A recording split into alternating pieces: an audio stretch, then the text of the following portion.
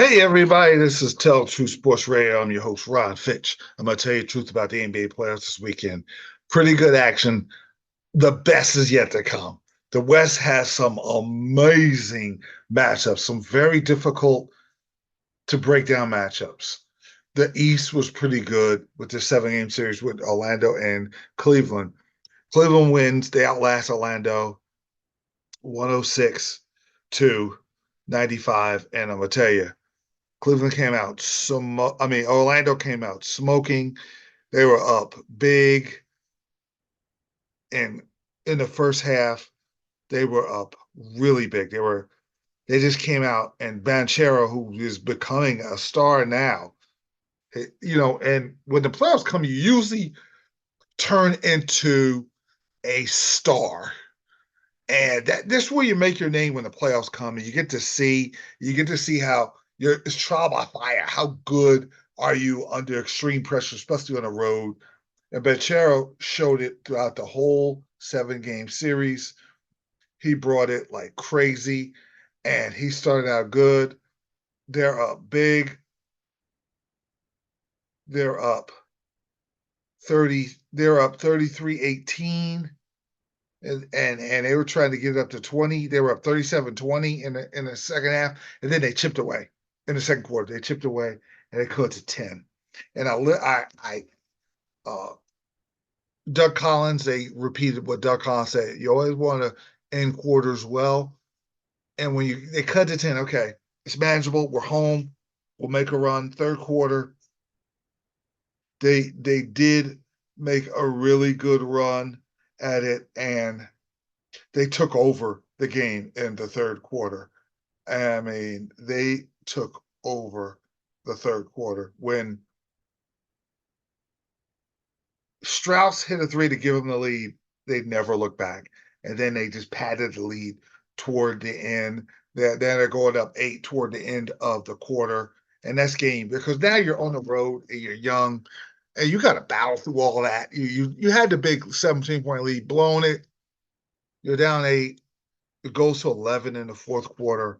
And what happened was when Orlando tried to chip away, Garland made a shot. Then Garland made a nice assist to Mobley. Mobley made 2 key points to get them to 11, and then they really never looked back. I just love how they got extra because toward the end of game 6, they were going Mitchell, Donovan Mitchell, Donovan Mitchell, Donovan Mitchell, Donovan Mitchell. So Orlando, it was easier to decipher their offense, and Orlando adjusted.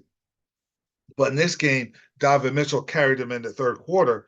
But Donovan Mitchell, because he had 5 assists and 9 rebounds, you're going to get your 39 from Mitchell. But Strauss and Garland and Mobley were good, and Isaiah Okoro's defense was really, really good. I do remember him from Auburn, how good a defender he was. And that his defense, just bothering Panchero, helped stabilize the game. But a key, and this is going forward to the Celtics series, LeVert, Karis LeVert was a big time in this game because he gave him the second guy 15 points. He was 5 and 9. He was fantastic, +9, 5 rebounds and 4 assists. He gave them the second option, the second dude that Mitchell needed to go along with Strauss. Cleveland survives from a game tough Orlando team. I love the Wagner brothers. Suggs didn't have a great shooting series. He was 2 of 13. This is first go around the playoffs. Banchero's here to stay. Isaac is I love him off the court and on the court. Um, he's a good defender. Mikhail Fultz surprised me. I thought he was the biggest bust on Philadelphia. He came to Orlando, pressure's off, really developed his game. Going forward, that's a nice piece. But Cleveland will move on to play Boston. And the key, I'm telling you, Jared Allen must play. Whatever they need, whatever they have to do to get him his ribs, if they're healed somehow, they need him. Because if not, I give them a game. Tops. because Tatum and Brown are going to be really going to the basket, and the Mobley's a good shot blocker, but he's thin, so they're going to power it. They're going to go through Mobley. I know the Cleveland game trouble the regular season. That's totally different. The Celtics will annihilate the Cavaliers if they don't raise their game. Like Mitchell will have to be superhuman, and Levert has to be consistent for them to stay in the game. And then they have if Allen plays, it's going to be it'll be somewhat of a competitive series, and they could push the Celtics to 6. If he doesn't play, it'll be a sweep or a gentleman's sweep. Unless their only way to pull an upset is if Boston is ice cold from 3. I don't think Porzingis is going to play this series, but Boston, uh, they had a long rest since last Wednesday. The thing about Boston is because because Derek White has been that third guy, and how they can just give you points in defense. Harvard gives you points in defense. Now Pritchard is solid. So Pritchard, White, and Holiday's defense gives Brown and Tatum the green light. They're good on defense, but it gives them the green light to go to work. And now when they go to work, when the doubles come, they either pass it to each other or they give it to White and Pritchard, and they're making shots and making plays. So that makes Boston doubly tough. And if they're out there really playing defense, they're going to crush you. Porzingis is big for the following series. For this series, Boston should be fine because Harford should be able to deal in the interior with whatever Cleveland comes their way. But Cleveland gave a lot of offensive rebounds. You will get swept if you give up a lot of offensive rebounds to Boston. And they need Jared Allen for that purpose, for rim protection, to give Mobley rim protection. But Mobley's got to give him some inside points. But they'll put Jaylen Brown on Tatum. And Derek White's a pretty good defender, but he's not Tate, the Jaylen Brown on the see here I go again. I went Jaylen Brown Mitchell. I'm sorry. I'm going blank here. Jaylen Brown on Mitchell will be the key. Mitchell is you need a bigger, stronger defender because Mitchell is going downhill all the time. He'll shoot the threes, but he's trying to drive, make that little shot in the lane that looks kind of awkward. He's very good at that. He plays a lot like D Wade, where he's coming at you downhill all night. And you better have a guy that kind of deters him from getting to the foul line, getting to the basket, because he's determined.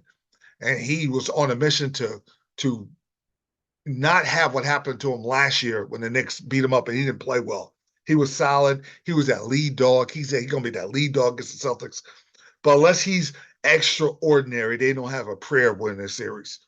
But making it competitive will be Allen and then Mitchell making shots and then LeVert and Garland can't. Garland has not shot the ball well. Made a big 3 late. Garland and Mobley and LeVert have got to play well for them to even be competitive. I'm talking about a game or two.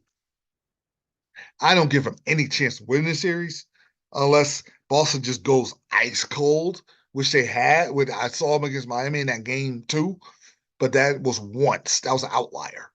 I got Boston all the way in that series. All right, the other matchup in the East is the Knicks versus Indiana, and I got to give the Knicks credit for gutting out a game. I didn't think they had, after blowing game 5, I didn't think they had a prayer of going to Philadelphia. They get up 18 early. I said, if Philadelphia comes back, Philadelphia's going to win the series. They're going to win the game. They're going to win the series. They come back and they go 10 in Philadelphia. And the Knicks somehow weather that storm, come all the way back because of Brunson's 41 points and DiVincenzo's 23 points. And Anunoby is a great pickup, 19 points. But Hart makes the big shot, the dagger. And this is just A seven-man rotation that just brings it. McBride is not afraid to take big shots. Mitchell Robinson is that big man that's important. It's going to be a very important going forward. And I think Prince Ochoa, my guy, because I know him. I interviewed him when he was in high school when he played at Mount Verde. He's from Newark, New Jersey, moved out there to Florida. I think he's going to play in this series, and especially against Turner and those other big guys. But New York and Indiana again. New York gutted that. I mean, with all the pressure in the world, knowing that if you'd have lost that game up in Philadelphia, game seven is all the momentum in the world is Embiid and Maxey, and Maxey didn't shoot it well. Maxey probably would have shot well, and they'd have sent the Knicks home because they weren't going to lose another game seven. So Knicks gutted that out and won a big series, big for the franchise. They headed toward playing the Pacers at home. Can the Pacers? Now I'm very impressed with the Pacers beating a short-handed Buck team, but they took care of business. I like how Halliburton controls the game with points and assists and rebounds. 17, 6, and 10. And just two turnovers. Halliburton brings it. But Pascal Siakam with that championship experience and that toughness, you're gonna need to be tough against the Knicks. And they got some tough dudes. And they play fast. So the Knicks gonna have to add more players. I think they're gonna maybe I don't know if Burks would play, but they're going to play Prince Ochoa, and they're going to mix and match. And Robinson, and now you don't have to deal with Embiid. So now Robinson and Ochoa and Hartenstein could kind of mix and match. The Knicks will run too. Pacers like to get up and down the court. Who guards? Who guards Brunson? Who guards Brunson? I think it's going to be Nemhard, maybe Halliburton. Nesmith is sneaky good, hitting big shots. Oh, Obi Toppin is coming back to the Garden. He had 21 points against the Bucks. Close out. They used to chant "Obi, Obi" in New York. He's coming back as the enemy on Indiana of all teams. I didn't think TJ Khan could do all this stuff. I thought he was just a shooter. He goes to the basket. He's a nice. They got a nice 1-2 punch off the bench with O'Connell and Toppin. Very difficult. This is another challenge for the Knicks, a different kind of challenge where you have two guys that can overwhelm you in Maxey and Embiid, but this is more of a collection of good dudes, and they play really good when the pace is quick. And the Knicks can't make mistakes and miss a lot of shots. So you can't have Vincenzo Hart missing shots and those long rebounds. Here comes Halliburton. And Halliburton should have got drafted by the Knicks. They draft Obi Toppin over Halliburton.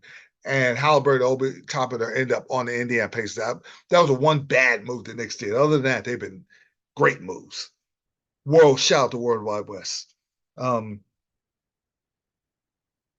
What I'm going to do is break down the Knicks and Pacers from a standpoint of whose pace dominates.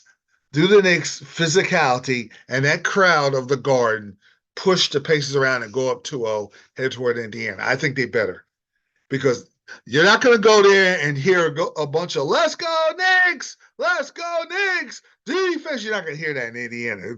The Indiana despises the Knicks. And their fans are loud, and they are fans, and they're going to be in the arena. Knicks might have a sprinkle there with a couple of Knicks fans. It don't work like that in Indiana. So you're going against a real home court this time. So you better get those first two games to just build momentum. But like I said, pace, pace, pace. Can the Pacers get out there and run, get confident, get a lead in the Garden, get comfortable so the crowd don't go crazy? And another factor that would help Indiana is this was such an emotional series to beat the big bad Sixers.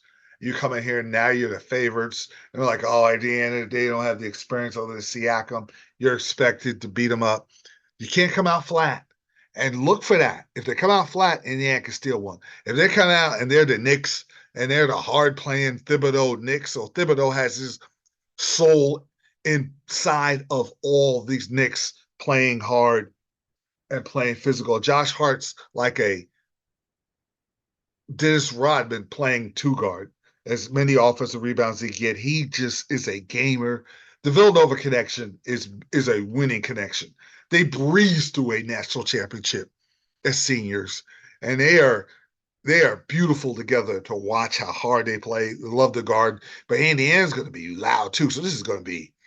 I'm looking forward to another version of Indiana Knicks. The Minnesota Denver series off to a great start. Minnesota was able to win a highly competitive back and forth game. Um, that was a that was a great game. They ended up winning 106 to 99. Ant Man 43 points, and he plays both ends of the court. All there isn't no time where he takes off. He was plus 10, 7 rebounds, 3 assists. He's guarding Murray. Towns and Gobert and Naz Reid guarded Joker, and they made him earn his 32 points. Porter was solid because he kept them in the game. Every time Minnesota would try to pull away, he kept them in the game. But Ant-Man was too much, man, especially in the fourth quarter. Just every time there was an important basket. Naz Reid, big three before 20 left. That was huge. Gobert's layup was huge. But then Edwards didn't miss free throws. Uh, they did, and then the Edwards turnaround jumper with 136 left to put them up 11 and win the game was just Jordan and Kobe esque. And people, I understand the comparisons, and I never when I hear comparisons of Jordan and Kobe, I'm like, oh, I pump the brakes. I'm not pumping no brakes. I see it because he's got that dog in him. He's got that nasty toughness. He gets after you every game. There's no time off. He's the lead dog. He goes after every defender. They put Gordon on him. He makes that fantastic move. They don't have a guy his size. They don't have a Lou Dort like OKC does. Denver has Pope, who's good for his size, for smaller two guards. And then Gordon is good for the power guys like LeBron. But this guy is unique in Edwards. And I wonder, and this is why I told you that Minnesota's going to give Denver all types of trouble. If Denver wins the series, they'll earn it. Denver's going to win game two. And then the fun begins because now game 3 and 4 is in Minnesota and Denver's challenged now. Now, what are you made of? Because you breezed through last year's playoffs. You swept LA. You beat Minnesota. Minnesota's the one that gave them trouble in 5, but it was a tough 5-game series. But then they beat up on the Heat. That was no contest. So they kind of and they annihilated the Suns.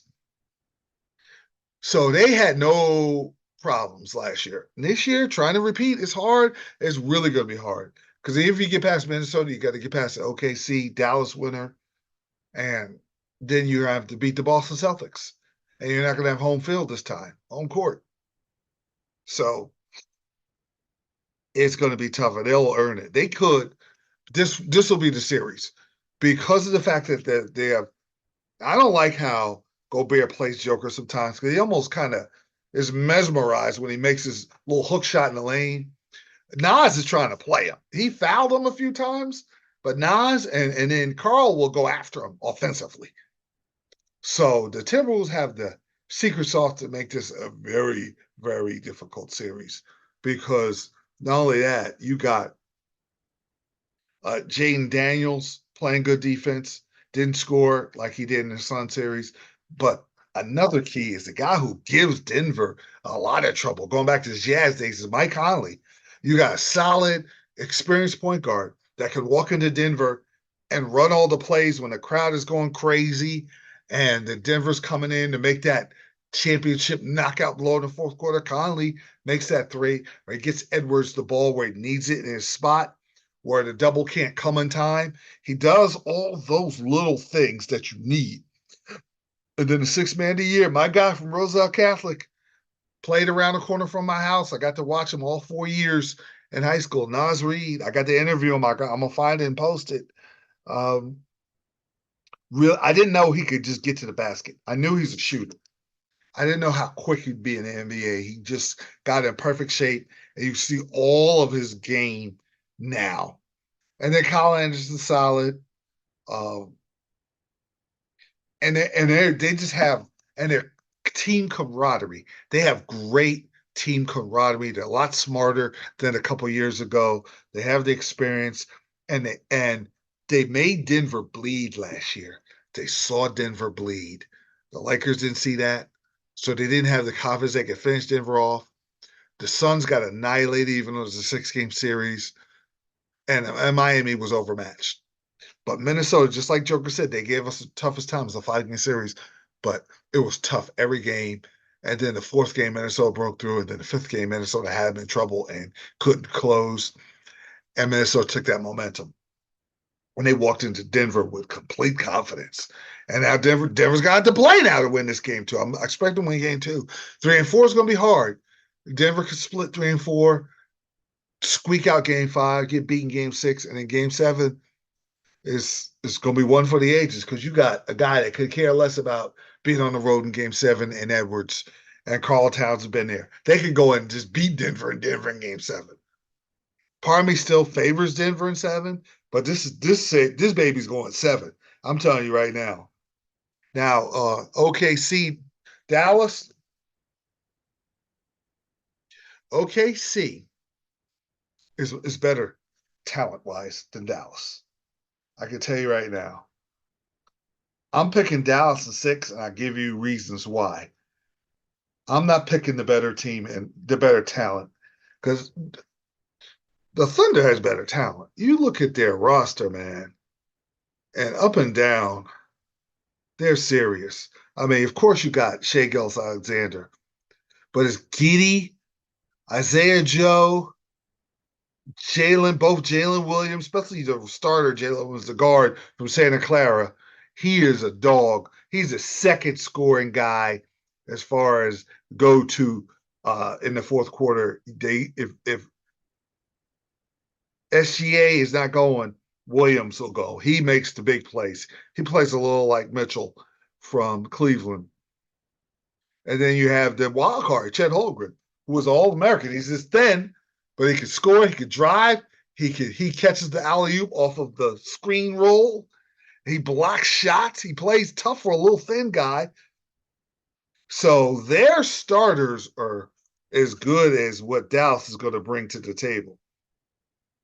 But I'm going to tell you why Dallas is going to win the 6. Somehow, some way, Kyrie finds a way to break through 3. But Luka's got to play quicker. When Luka plays slow, he's taking threes and not making them, and he's not going at the pace he should, which he was early in the Clipper game. And when they lost, he does losses. He does. They can't do that.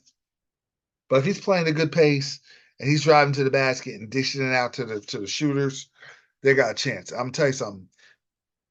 PJ Washington is so improved. He's a lights out corner 3-point shooter. Maxi Kleber, if his shoulder is healed, maybe game 3 or 4 he'll play. Solid. Hardaway's coming back. Hardaway is so important because he's the third guy that could drive and dish.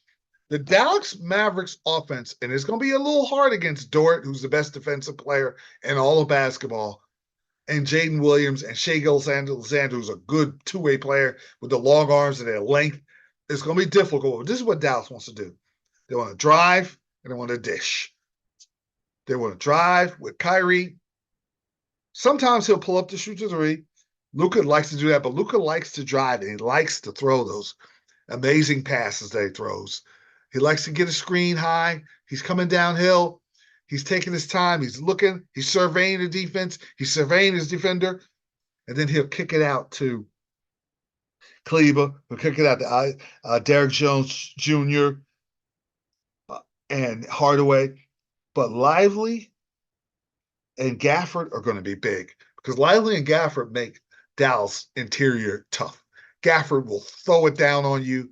Gafford will block your shot. Gafford will play you tough. Lively, he's a thin guy who plays super aggressive, very good off the boards.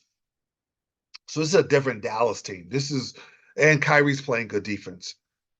Look for a key when Kyrie gets a switch on SGA, and SGA is going to look to take Kyrie. Kyrie's a good defender. That's going to be an interesting matchup. How good Kyrie matches up against SGA is going to be important. What Lou Dort how he bothers Luka. I'm banking on the experience because OKC's got the home court and they got the talent. And Isaiah Joe doesn't miss from outside.